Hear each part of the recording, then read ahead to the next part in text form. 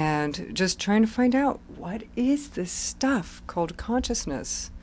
What is this? And the secrets are out. The mysteries of the universe are in every bookstore. They're in every workshop. This is no secret anymore. And the world is wide open for those of us who want to find out what is the truth about who we are and this reality. Yeah, the esoteric knowledge is, I don't know how old it is, but pretty young. I don't know, 30 years maybe or something. And I just finished, mention here how much is out there. I just finished my other show, Dr.MattieKlare Explains, and the closing session, that was the 33 Principles of Chiropractic. And that actually 1920s, 25 or something, was put down. All this universal knowledge of the law of the universe, and I was amazed that it was nothing in it yet from today's knowledge, but basic fundamentals of life, and it's amazing. So, and I am very interested in, is that not dangerous to exit the body practically as a physical body, and then how do you get back? What was your experience? Would you be willing to share that with us? I am very much interested in that. Well, a lot of people are afraid of astral projection and think they're not going to be able to get back in. But actually, this is the desktop pattern. And you always return to the desktop pattern. I think a lot of people are afraid to go out of their bodies, or afraid to get into deep trances with meditation where they lose consciousness of the body, because they don't realize that consciousness can't get lost. Consciousness is everywhere, and you always know where you are. And if you get lost, it's a temporary experience. All you have to do is just wait a little bit, and you find your way back. And it's not like a having to try to find your body again somewhere in the universe. It's your desktop pattern. It's so cute. I imagined immediately I'm out there and where are you? Looking for myself.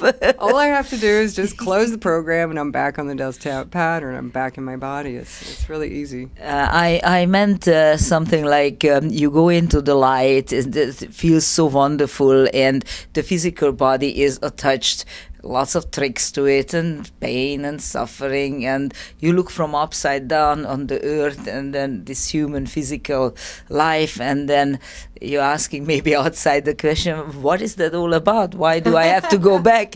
And I had someone who told me, I was very much drawn to the light. I actually didn't even want it really to come back. Yes, the temptation is there that's why people who are wanting to escape usually don't get to astral project very much, because we're supposed to stay put. We're supposed to stay here and do the work. So the way I see it is, if you're supposed to go, you will. But people don't die during an astral projection. You come back first and then you go. Yeah, good to know this. This is a good message. Don't be afraid. Yeah, you can't die during an astral projection because they won't let you.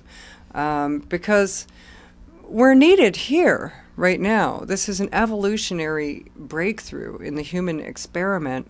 And so if you don't stay here with this consciousness rising that you're doing in order to contribute to the mass consciousness evolution of humanity, then what good is it if you don't stay? So we're needed here. We come back because it's necessary to do the work and assist with this evolutionary process that is the next quantum leap for humanity.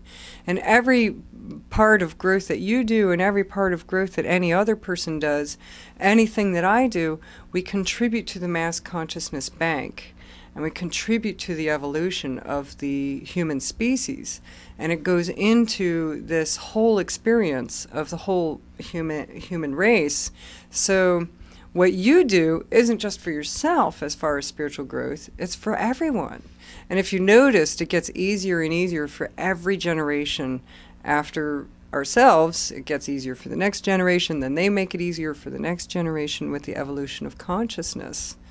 And so you might notice some of these 20-year-olds have it pretty easy. in the spiritual growth. They don't come in with quite as much, the veils are more parted for them than they were for ourselves, who, by what we've done with our spiritual growth and what we've contributed to the evolution of humanity, that made it easier for the next people. And our parents made it easier for us in whatever ways they have. And evolution of the human species is right now in some sort of snowballing effect. It's moving really, really fast. Accelerated the time, yeah. definitely. But us as consciousness are not evolving. Only the human vehicle is evolving. But consciousness itself was always fine, all the way from the beginning. There's nothing to fix.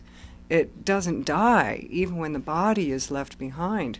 Consciousness doesn't end, and life goes on. You just change the desktop pattern. I just wanted to ask, are you associating consciousness with the soul? Well, soul is just another idea of separation. Soul is just another name for this individual versus that individual. So if you're referring to the soul as the one self that is living all these lives, because it's all one self living all these lifetimes, one self in all these forms. It's not a lot of different souls or different people or different beings. That's just another way of structuring communication. And for instance, if you get out of the body, you leave the earth behind, you're in a particular soul, and then there's another soul over there. You're still in a realm of separation. You're still in the dream. You're still in a mental construct within the mind of God. Does that make sense? Oh, yeah. Is this possible to be at the same time different dimensions? That we exist at the same time in different dimensions? And if you have an idea how many dimensions are there? I would say there's limitless dimensions. There's no particular number. And as soon as you reach a number, expand your imagination a little more and it gets bigger. So it's endless. Just like when we discovered certain things on Earth, for instance, we discover scientific knowledge or truth, we think, oh, we've discovered it all. And then next year, it's bigger. There's more to know.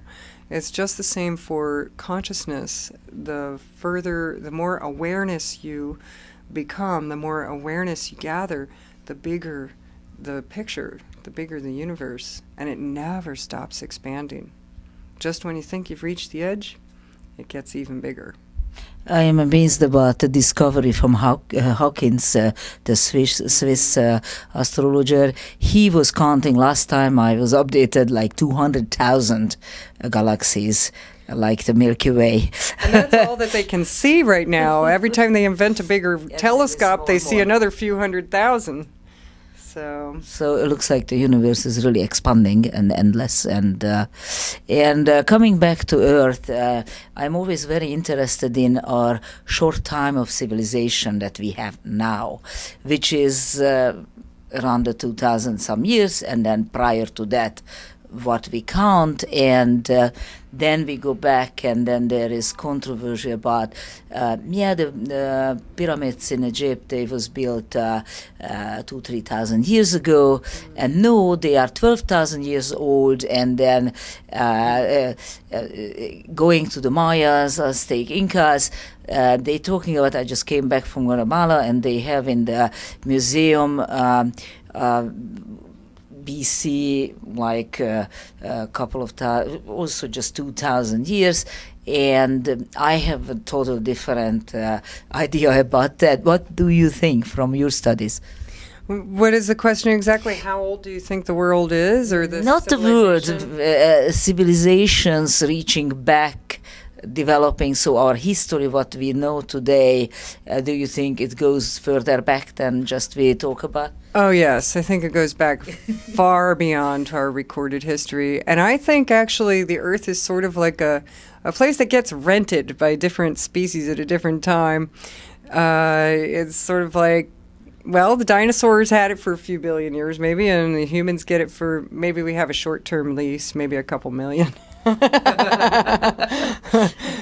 Because this is a very young civilization when you really think about it.